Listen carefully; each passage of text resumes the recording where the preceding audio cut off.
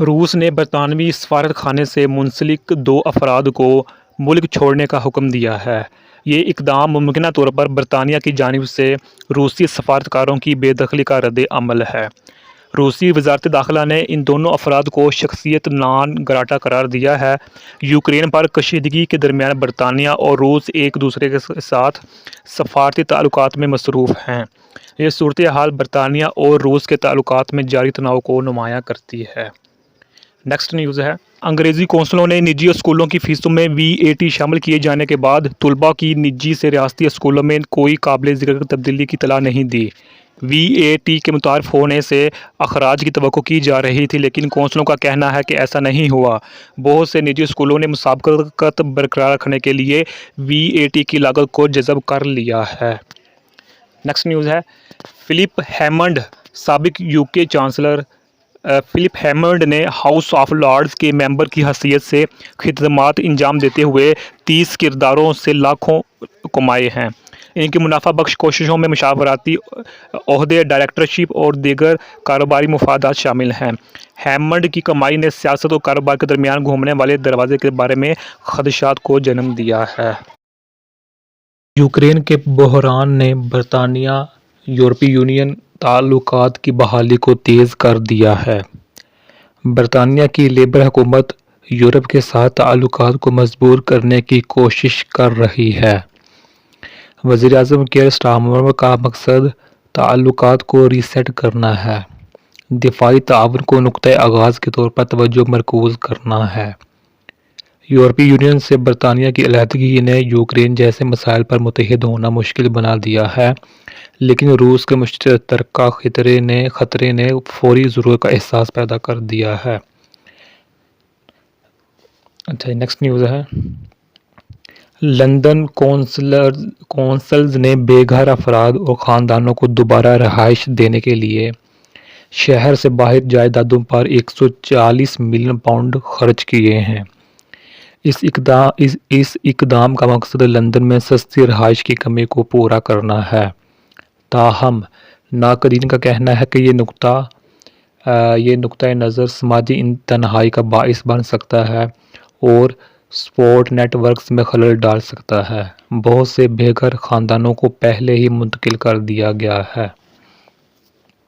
Next news ہے، برطانیہ کے سابق وزیر دفاع بین والیس کے مطابق ڈونلڈ ٹرمپ کا یوکرین کے ساتھ امریکی انٹیلی جنس شیئرنگ کو معطل کرنے کا فیصلہ روسی جارحیت کے خلاف ملک کی امید کو دم گھٹنے والا ہے۔ اس اقدام نے یوکرین کی اپنی دفاع کی صلاحیت کو کم کر دیا ہے، کیونکہ مشترکہ انٹیلی جنس نے حملوں کی اہم پیشگی وارننگ فراہم کی تھی۔ نیکسٹ نیوز ہے، اسلاموفوبیا خیراتی ادارے ٹیل ماما کو برطانیہ کی حکومت کی جانب سے فنڈنگ روکنے کے بعد بندش کا سامنا ہے۔ چیریٹی مسلم مخالف نفرت پر نظر رکھنے اور ان کا مقابلہ کرنے میں ایک سرکردہ آواز رہی ہے۔ بتاؤ ماما کی فنڈنگ بغیر کسی وضاحت کے اچانک واپس لے لی گئی۔ خیراتی ادارہ اب تیزی سے رہنے کے لیے عطیات کی اپیل کر رہا ہے۔ اس کی بندش سے نفرت پر مبنی جرائم کے شکار مسلم متاثرین کی حمایت میں ایک اہم خلا پیدا ہو جائے گا۔ نیکسٹ نیوز ہے، ایک شخص فلسطینی پرچم کے ساتھ بگ بین کے گھر الزابتھ ٹاور پر چڑھ گیا ہے۔ واقعے کے باعث ٹاور کے ارد گرد کے علاقے کو بند کر دیا گیا ہے۔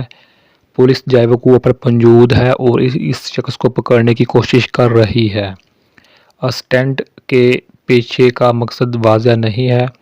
ویسٹ منسٹر پل کو احتیاطی طور پر بند کر دیا گیا ہے۔ نیکسٹ نیوز ہے، آکسفورڈ یونیورسٹی پر شیم معاہدوں پر فیصلے کے بعد عمل کرنے میں ناکام ہونے کا الزام ہے۔ کچھ عملے کا دعویٰ ہے کہ انہیں کام کے بغیر چھوڑ دیا گیا ہے یا انہیں بے دخل کر دیا گیا ہے۔ یونیورسٹی میں ملازمین کو سیلف امپلائڈ کے طور پر غلط درجہ بندی کرتے ہوئے پایا گیا۔ متاثرہ عملہ معاوضے اور مناسب روزگار کے حقوق کے خواہاں ہے۔ یونیورسٹی کی بے عملی نے عملے اور یونینوں میں غم و غصے کو جنم دیا ہے۔